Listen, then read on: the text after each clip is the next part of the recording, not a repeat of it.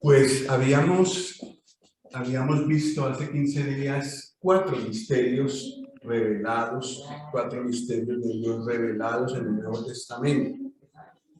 Y entonces al siguiente día o a los 2 días, el hermano José Antonio aquí presente me dice: hermano, hay por lo menos otro misterio que usted no mencionó, el misterio de la fe. Entonces pensé yo, pues quizás podemos continuar con este estudio. Y recibí una revista de México, hay unos hermanos que editan una revista, y que venía en uno de los artículos. ¿Cuál era uno de los artículos? Los misterios del Nuevo Testamento.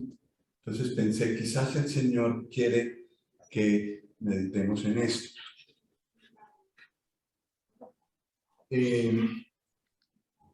No sé si puedo agrandarla.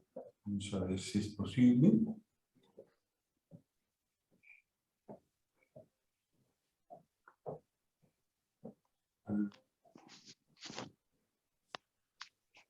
No, creo que hay problemas.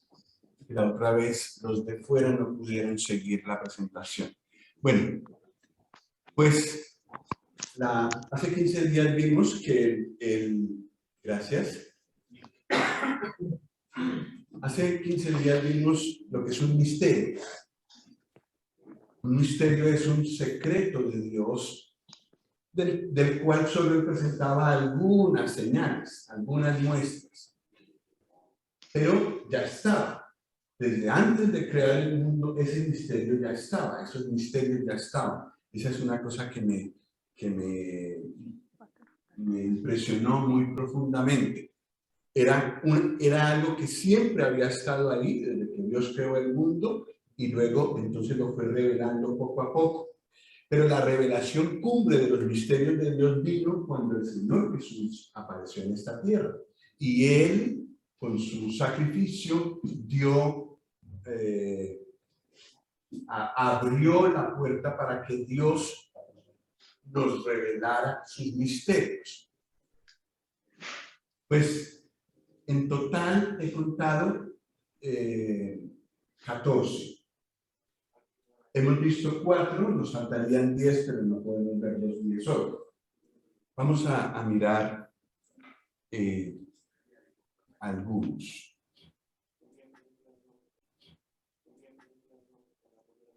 Vimos el misterio de Cristo, es el hecho de que judíos y gentiles pudieran formar parte del mismo cuerpo. El segundo misterio, el misterio de la voluntad de Dios de reunir todas las cosas en Cristo. El tercer misterio que vimos fue el misterio grande. Grande es este misterio, la unión de Cristo y su iglesia. Y ahí están las citas. El cuarto misterio que también vimos, otro que se llama el misterio grande, es el misterio de la piedad. Cómo el Señor Jesús fue manifestado en carne, cómo fue sepultado, cómo fue resucitado, cómo murió en la cruz, cómo fue sepultado, resucitó y fue ascendido a la gloria, fue justificado en el Espíritu, como presentado delante de todos como el sacrificio aprobado por Dios, luego predicado por todas partes y creído en muchos corazones. Ese es el misterio grande de la piedad. Hemos notado que todos los misterios tienen como centro al Señor Jesús. Entonces los que vienen también. El quinto misterio que me gustaría que miráramos es el que está en Efesios 6, 19.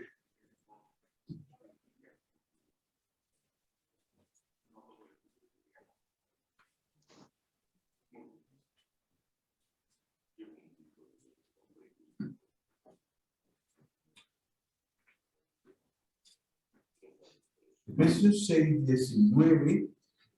En Efesios 6, 19, el apóstol, como parte de la armadura de Dios, menciona la oración y nos da temas para orar. Versículo 19 dice que orad por mí a fin de que al abrir mi boca me sea dada palabra para dar a conocer con denuedo el misterio del Evangelio. Vaya. Estamos acostumbrados a pensar en el Evangelio como un misterio. Porque claro, nosotros lo hemos entendido. Y tal vez por eso no pensamos que esto sea un misterio. Algo que se necesita que Dios nos revele. Pero así es. Gracias a Dios que muchos de los que estamos aquí hemos recibido al Señor Jesús, entendimos ese misterio. Dios nos abrió, nos corrió la cortina y pudimos ver de qué se trataba. Pero si nosotros hablamos con alguien por allí que nunca ha oído, lo más probable es que le parezca muy extraño eso y no lo entienda. Es un misterio. Y se necesita la iluminación de parte de Dios para que lo entendamos. Es más, al principio entendemos un poco, pero luego dice la Biblia que por el Espíritu Santo, cuando viene a vivir a nuestro corazón, nos revela más, inclusive del Evangelio. Y necesitamos toda nuestra vida para entender la profundidad de las cosas que hay en el Evangelio. Entonces, pues nosotros lo hemos entendido fácilmente, más si hemos nacido en una familia cristiana, eso lo sabemos, contamos con eso, pero es un misterio. Y la profundidad de ese misterio es muy grande. El apóstol Pablo dice aquí que oremos para que él pueda, o le pide a los efesios que oren para que él pueda expresar adecuadamente ese misterio, explicarlo adecuadamente. Versículo 20, por el cual soy embajador en cadenas, que con denuedo hable de él como debo hablar. Entonces, como es un misterio y pertenece a las cosas de Dios, él necesitaba, el apóstol Pablo necesitaba la ayuda de Dios para saberlo expresar. Cuanto más nosotros necesitamos para poderle contar a otros en qué consiste el Evangelio, necesitamos la ayuda del Señor. Pero ¿qué es el Evangelio?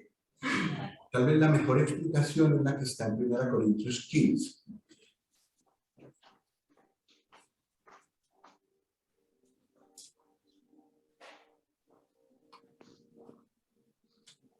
Versículo 1 al 8. Entonces vamos a mirar cómo las cosas, digamos, los 4 elementos que se muestran aquí, que son parte del Evangelio.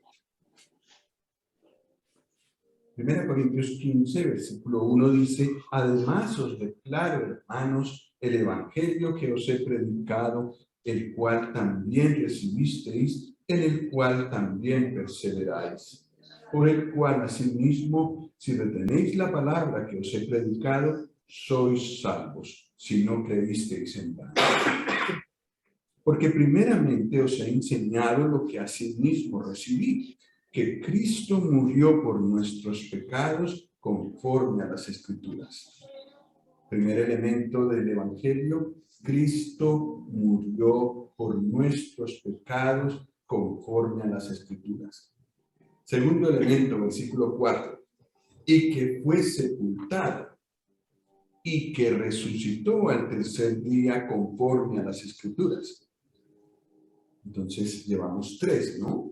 Cristo murió por nuestros pecados, fue sepultado, segundo, tercero, resucitó al tercer día conforme a las Escrituras, versículo 5, y que apareció a Cefas y después a los 12.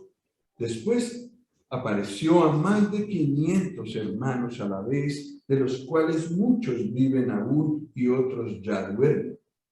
Después apareció a Jacobo después a todos los apóstoles, y al último de todos, como a un abortivo, me apareció a mí. Entonces, el cuarto elemento es que él apareció vivo a muchos. Y aquí los enumera a todos. 10 veces el Señor se apareció después de resucitar a diferentes grupos de personas. Aquí tenemos varios. Entonces, 4 elementos que tenemos que grabarnos nosotros si queremos hablar del Evangelio completo, digamos. 1, Cristo murió por nuestros pecados y lo hizo conforme a las Escrituras. Conforme a las Escrituras.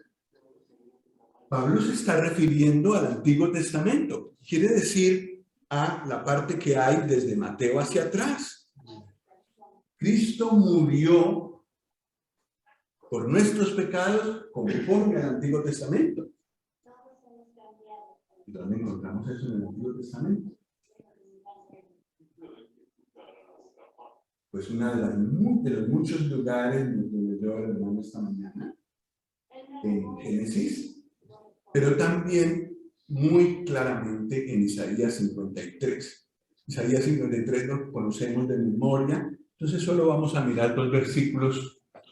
Isaías 53, no perdamos 1 Corintios 15.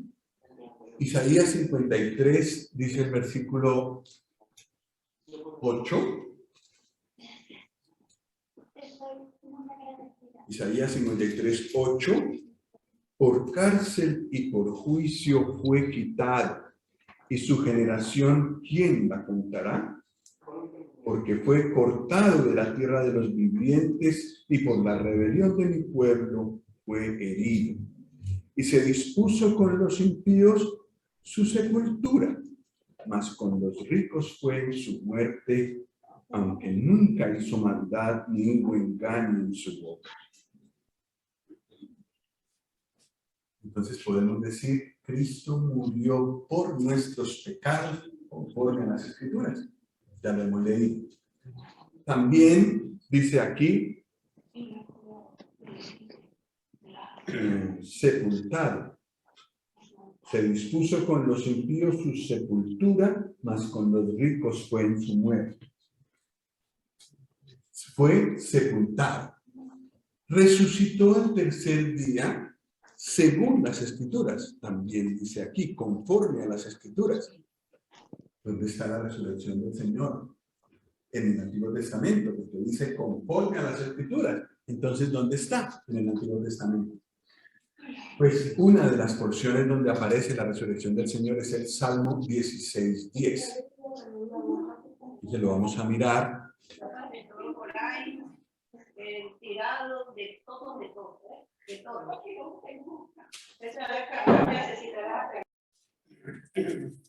Salmo 16:8.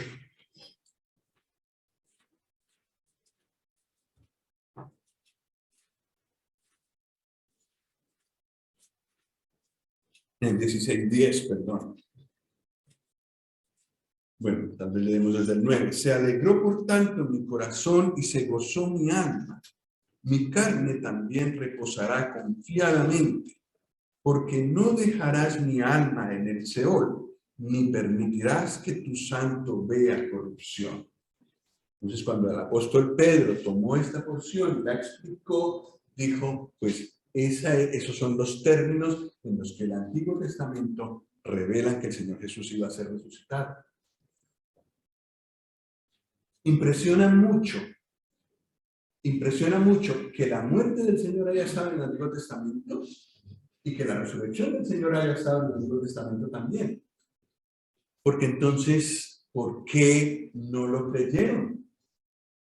¿Por qué es tan difícil? Fue tan difícil para muchos judíos aceptarlo. Es necesaria la iluminación por el Espíritu Santo para entender esto. Y gracias a Dios que el Señor lo hizo con nosotros. Si no, estaríamos corriendo como todos los demás, que el domingo es un día para otras cosas, para otros dioses, y no para Él, el que nos hizo, el que murió en la cruz, como hemos visto hoy muchas veces. Y el último elemento es que Él apareció, el Señor apareció resucitado a muchos. Eso está en los evangelios, está en Hechos. Se pueden contar todas las veces que el Señor apareció. Pero después de que Él subió al cielo, también apareció. Apareció a Pablo en camino a Damasco. Descendió y se encontró con él. Lo más bonito, cada uno de nosotros tuvo un momento en el que él brilló. Y lo vimos, aunque no con estos ojos, tal vez, pero lo vimos. Fue un momento impresionante en nuestra vida, cuando vimos la gloria del Hijo de Dios, resucitado, pero que de alguna manera descendió y se me reveló a mí. Es lo que dice Pablo allá en 1 Corintios 15. El último, como a un abortivo, se me apareció a mí. Pero ahí estamos representados todos. No merecíamos. Los judíos, digamos que tampoco lo merecían, un poquito, pero nosotros menos. Y el Señor se reveló a nosotros. Entonces el Evangelio tiene esos 4 elementos, según 1 Corintios 15. Cristo murió por nuestros pecados, fue sepultado, resucitó al tercer día y apareció a muchos. 4. Apareció a muchos. Pues es bueno tener esto en cuenta cuando hablamos con otra persona y le mostramos el Evangelio. Él resucitó, Él murió por usted, Él murió por ti, pero también resucitó y apareció a muchos. Y aún hoy en día tú verás y observas que Él es muy real en la vida de ciertas personas. Él es vivo. Así que el Cristo a quien yo te predico es vivo. Y puede aparecerse en tu vida también, si tú le permites. Este es otro misterio que para nosotros llegó a ser tan común que casi no lo sentimos como un misterio. Vamos a leerlo en Colosenses 1, 25 al 27.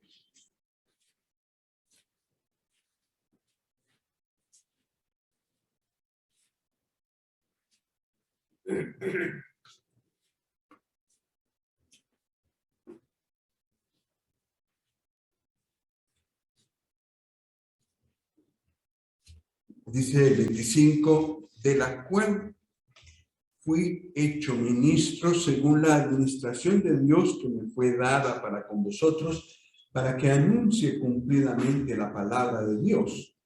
El misterio, el misterio que había estado oculto desde los siglos y edades, pero que ahora ha sido manifestado a sus santos, a quienes Dios quiso dar a conocer las riquezas de la gloria de este misterio entre los gentiles, que es Cristo en vosotros, la esperanza de gloria.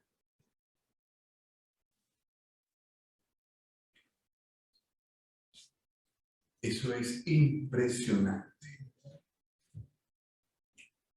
Dios viviendo en seres humanos.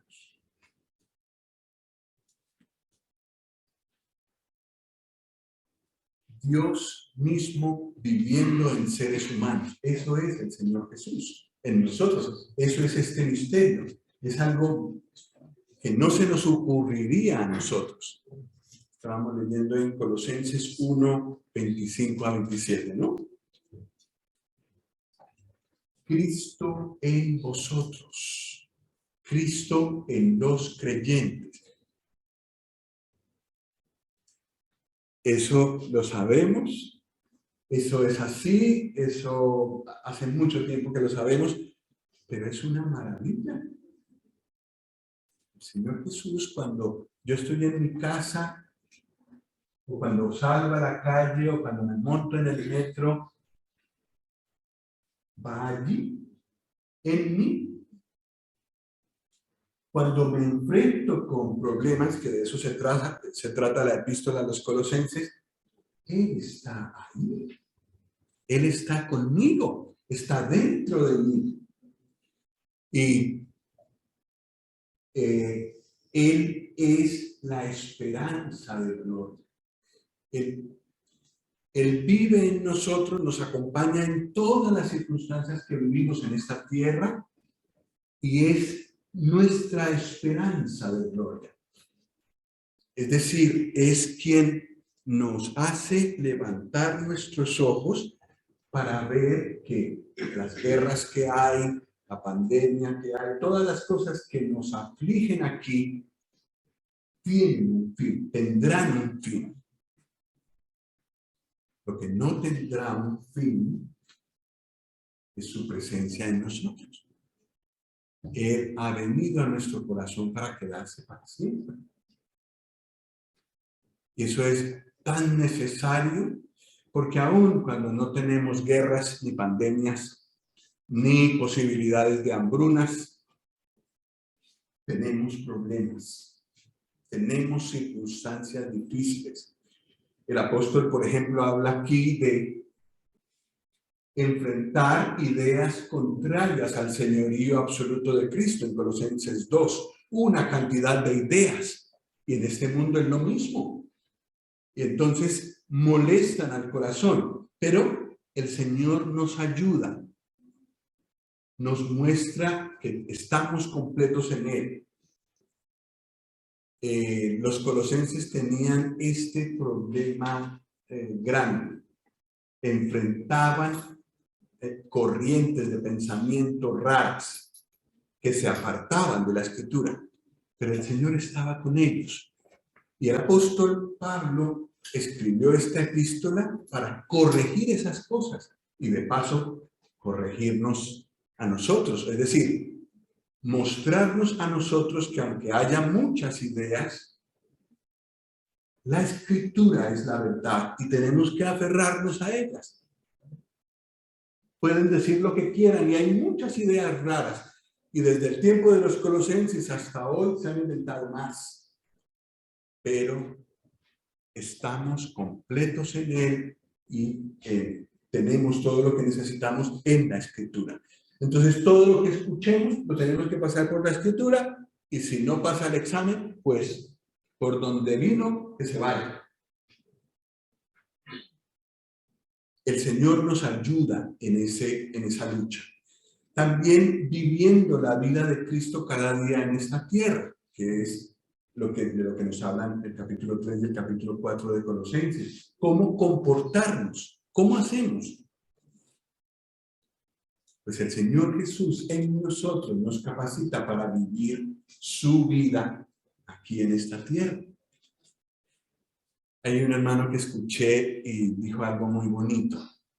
En Efesios, los creyentes están puestos en el cielo, sentados con Cristo. En Colosenses están los creyentes en Cristo colocados en esta tierra. Y venciendo, o mejor dicho, con todos los recursos para vencer en esta tierra. ¿Por qué? Cristo en vosotros. Cristo vive en nosotros. Y en la medida en que nos aferremos de Él, tenemos victoria contra ideas y contra luchas para vivir como Dios quiere en esta tierra. Bueno, pues ya este es el sexto misterio de la lista general. Vamos a ver este otro, en 1 Timoteo 3:9.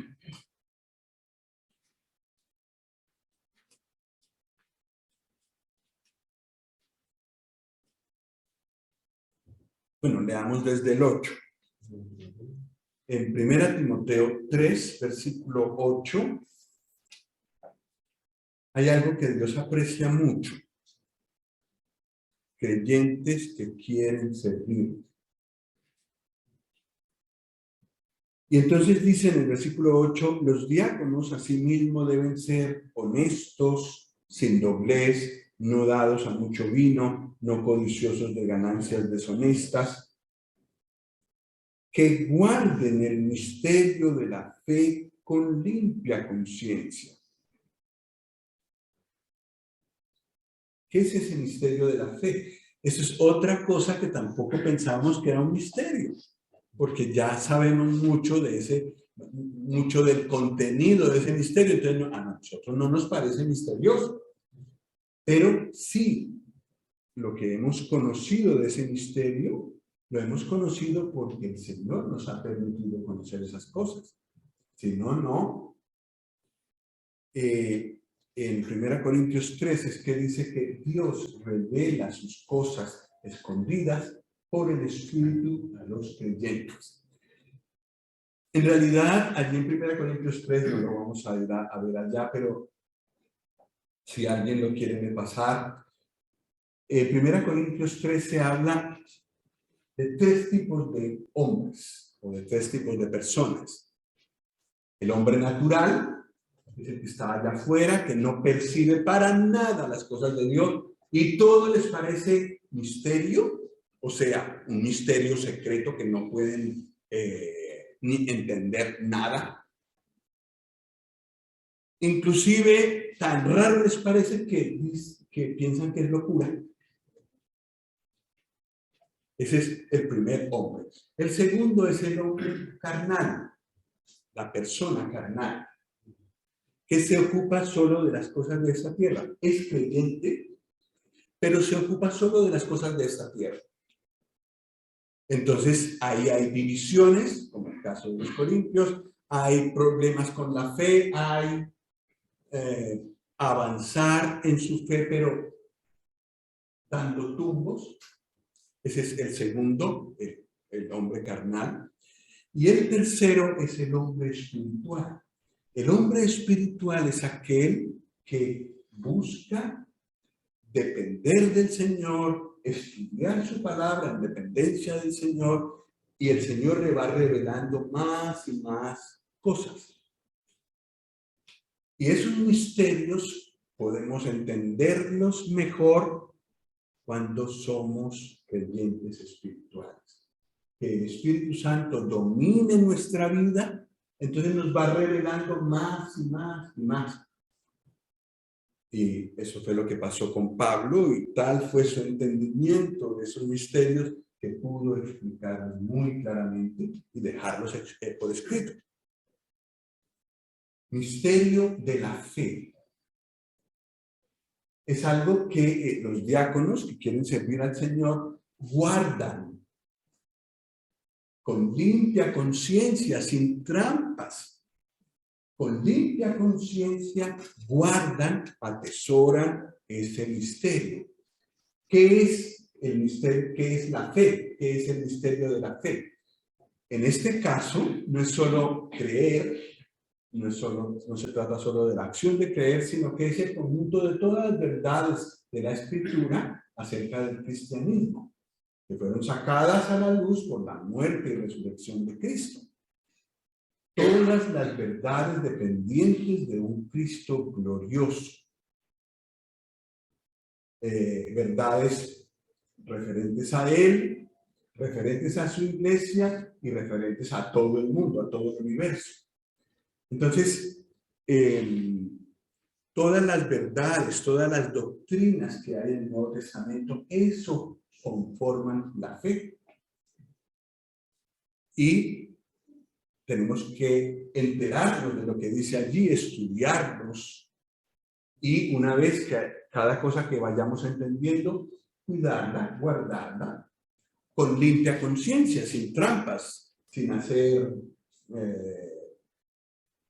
ninguna cosa rara. No, sencillamente dice la Biblia esto, lo creo, y todas esas verdades que nosotros confesamos tienen su eje en la muerte y la resurrección del Señor Jesús. Y por su muerte y resurrección han salido a la luz. Dios ha revelado una gran cantidad de cosas de las que vamos enterándonos conforme vamos estudiando las Escrituras. Por ejemplo, la esperanza que tenemos. El Señor vendrá en algún momento por nosotros, que nos llevará con Él, que ha arreglado nuestra vida, ha limpiado nuestra vida de tal forma que podemos entrar en la gloria. Todo eso son verdades que están en las Escrituras y que conforman el misterio de la fe. Y lo vamos conociendo. Es una persona que quiere servir al Señor, guarda con limpia conciencia ese misterio de la fe. Y todos estamos invitados a servir al Señor. Pues este es el séptimo misterio. Aquí hay un misterio en Apocalipsis 1:20.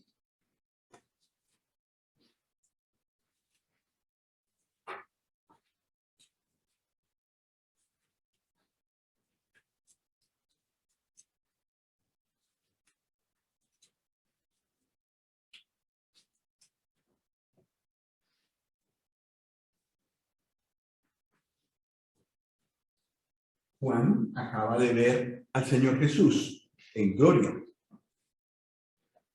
y vio en su mano 7 estrellas y vio al Señor andando en medio de 7 candeleros. Un misterio. Pobre Juan.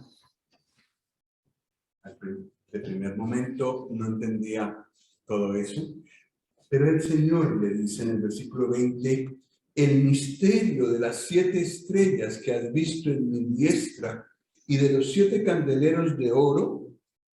Las 7 estrellas son los ángeles de las 7 iglesias y los 7 candeleros que has visto son las 7 iglesias.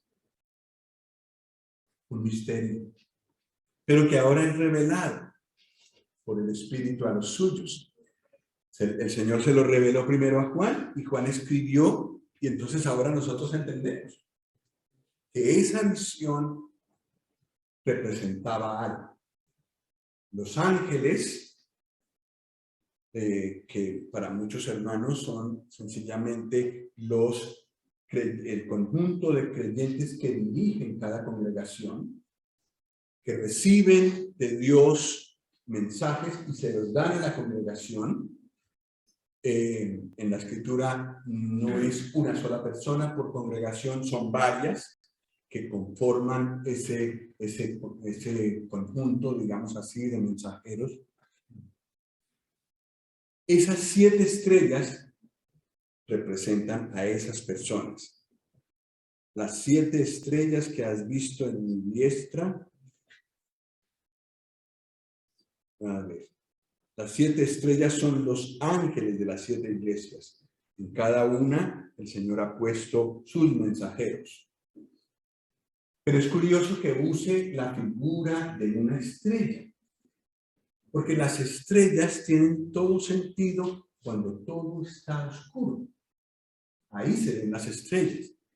Aunque en el día también están, no se pueden ver porque el sol tapa esa luz. Pero en la noche es donde se ven la luz de las estrellas y han servido de guía a muchos. Y el Señor Jesús dijo, vosotros, perdón. Él dijo, yo soy la luz del mundo, pero dijo, vosotros sois la luz del mundo. Eso será interesante mirarlo un momento en Mateo 5, 14.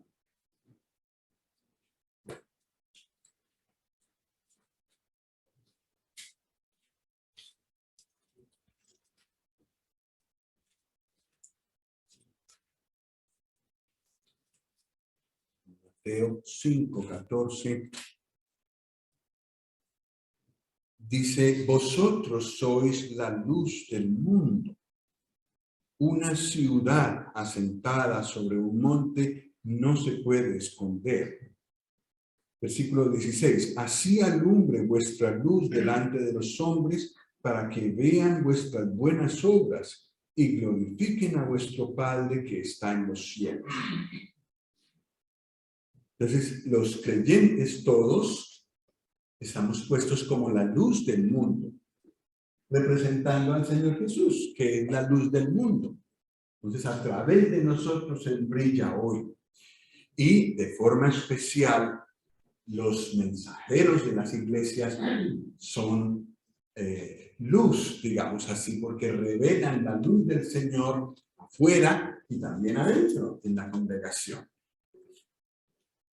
La luz del mundo. El Señor Jesús dijo que los 7 candeleros representaban las 7 iglesias. Y muestra en Apocalipsis 2 que el Señor anda en medio de las iglesias.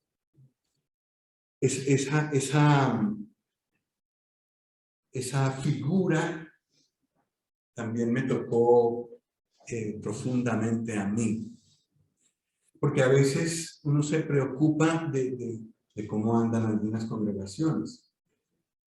Bueno, y claro, siempre tenemos que ver cómo andamos nosotros, cómo anda nuestra congregación, ajustados a lo que la Escritura dice.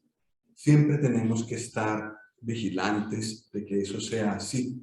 Pero sí, también hay otras congregaciones en las que yo no puedo ingerir para nada, no puedo participar para nada. Y te preocupas de que hay algunas cosas que no andan conforme a la Escritura. El Señor anda en medio de sus iglesias y Él puede ajustar, Él puede ayudar en cada lugar a ver sus verdades. Entonces, ¿qué me corresponde a mí? Orar. Si veo una congregación por la que estoy preocupado, oro. Si el Señor me abre el camino para decir, pues yo veo esto según la Escritura así, pues lo digo. Si no, oro, solo oro y descanso en el hecho de que el Señor está andando en medio de sus iglesias. Él vigila, Él está pendiente de todo lo que se hace en cada congregación y Él también tiene maneras de revelar en cada lugar cuál es su voluntad. Por lo pronto, por lo que a mí toca, que nosotros, los que nos reunimos, hagamos las cosas como el Señor quiere. Aunque otras congregaciones no lo hagan así, no importa, seguimos apegados a las Escrituras. El Señor está con nosotros y el Señor se encarga de todas sus iglesias. Un misterio. ¿Cómo hace Él? No lo sabemos bien, pero Él anda en medio de los 7 candeleros de oro. Bueno, vamos a ver hoy si podemos mirar rápidamente estos últimos 2 misterios que hay aquí, o al menos el número 9. En Romanos 11:25.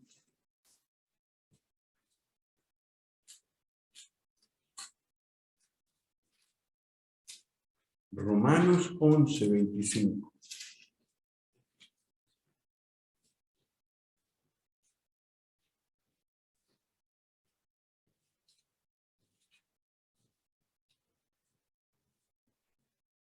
Quizás será bueno, antes de leer el versículo,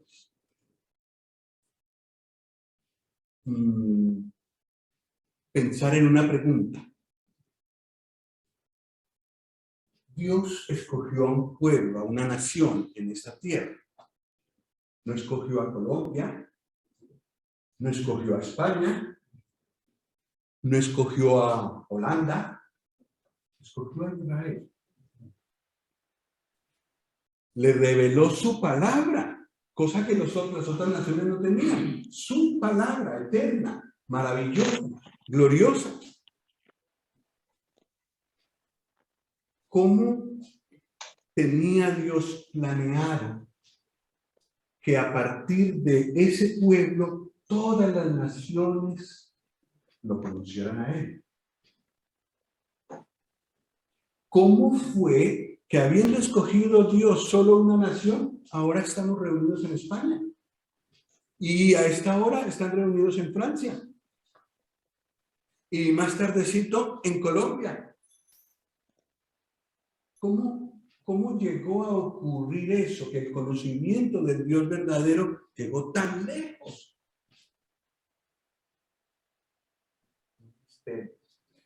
¿Por qué? Porque la idea de Dios era que a través de Israel todas las naciones lo conocieran, pero eso no ocurrió. Entonces, misterio, ese es el misterio del que nos habla Pablo en Romanos 11:25. Porque no quiero, hermanos, que ignoréis este misterio, para que no seáis arrogantes en cuanto a vosotros mismos, que ha acontecido a Israel endurecimiento en parte, hasta que haya entrado la plenitud de los gentiles. Un misterio, el endurecimiento de Israel. ¿Qué quiere decir eso? Que Israel, en todo el trato que Dios tuvo con él, con Israel, por desobediencia e incredulidad se fue endureciendo. Se fue endureciendo. Y en cierto momento ya no fueron ellos los que se endurecieron, sino que Dios endureció su corazón. En parte, dice aquí, en parte. ¿Por qué? En la historia conocemos a una persona que fue endurecida no en parte, sino completamente. Faraón primero endureció su corazón y el Señor le habló y el Señor le volvió a hablar. ¿Quién es él? Y el Señor le volvió a hablar 5 veces. La palabra de Dios llegó a Faraón. Pues yo no voy a hacer eso. No tengo por qué obedecer a Dios. Entonces, la siguiente vez fue Dios el que endureció el corazón de Faraón. Volvió a hablarle Dios y otra vez Dios endureció el corazón de Faraón. ¿Y dónde terminó Faraón? Todo su pueblo. Sepultados por las aguas. Esa es una manera como Dios trabaja en este mundo. Y por eso tenemos que ser cuidadosos. Porque puede pasar hoy en día también.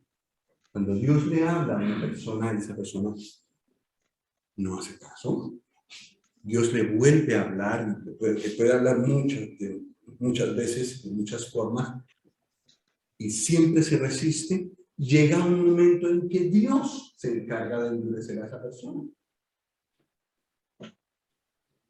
De tal manera que cuando el Señor Jesús venga por nosotros y nos lleve, aquí quedará una cantidad de gente que escuchó el Evangelio y no se convirtieron. Y segunda Tesalonicenses dice que esas personas no pueden ya creer. Es el mismo principio. Pero en el caso que nos ocupa, ese endurecimiento fue en parte. Dios no ha terminado de tratar a la nación de Israel. Y ese endurecimiento ocurrió en parte y permitió que los gentiles pudiéramos conocer su evangelio. Para ellos llegó primero. ¿Y el Señor dónde predicó? En Israel. Los apóstoles, ¿qué hacían?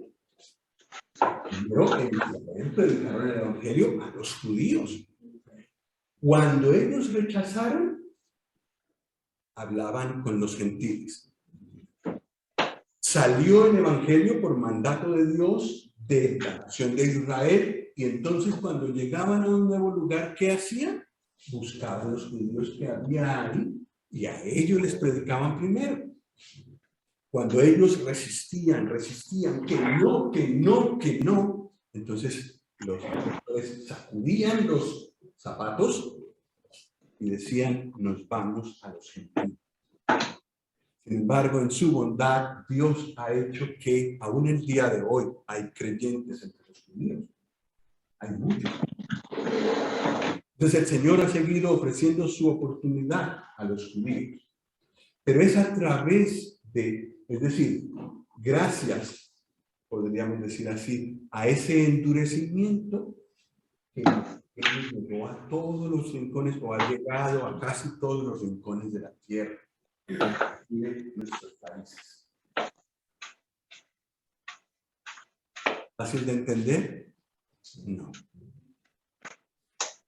Pero Dios nos reveló a través del apóstol Pablo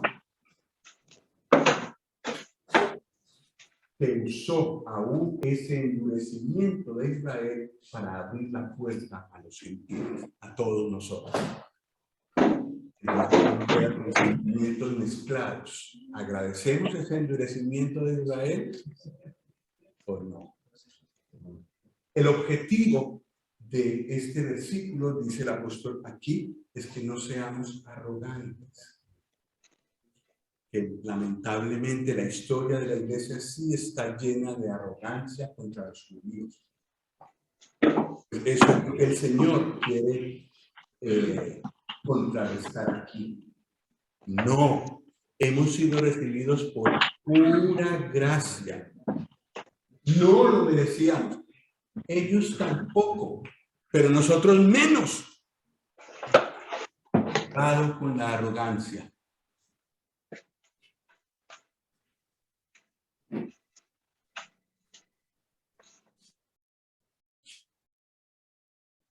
Y la arrogancia, dicho sea de paso, es uno de los pecados que más molestan a Dios y con los que más se resiste, a los que más resiste a los soberbios. Que el Señor nos guarde porque podemos hacernos fácilmente arrogantes, orgullosos, soberbios. Pues para evitar que los gentiles, sobre todo los de la ciudad de Roma, la capital del imperio, se crecieran, nosotros somos superiores a los judíos. Un momento. Aquí están ustedes tratando con un judío. No quiere el Señor que seáis arrogantes, porque lo que ha pasado con vosotros ha sido que habéis sido recibidos a misericordia. Y luego, al ser recibidos a misericordia vosotros, queridos gentiles, versículo 32, porque Dios sujetó a todos en desobediencia para tener misericordia de todos. Entonces, los gentiles éramos desobedientes, llegó el evangelio a nosotros. Los judíos fueron desobedientes, llegó el evangelio a ellos y después habrá una conversión de todos y entonces serán recibidos, pero por misericordia. Entonces, todos en desobediencia y todos en misericordia. Gracias a ese endurecimiento de Israel. Que no fue injusto. El endurecimiento de un corazón no es algo arbitrario que Dios hace porque se le ocurrió en el momento. No, es después de dar oportunidades de salvación, de respuesta positiva para él. Después sí él entra con un endurecimiento así. Bueno, pues lo vamos a dejar aquí porque hay mucho en qué meditar, pero gracias a Dios por sus pensamientos. Vamos a terminar con una oración.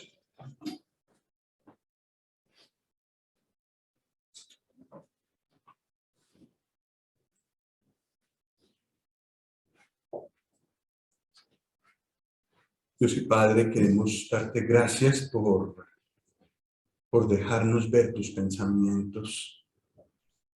¿Quiénes somos nosotros para que tú nos descubras tus secretos?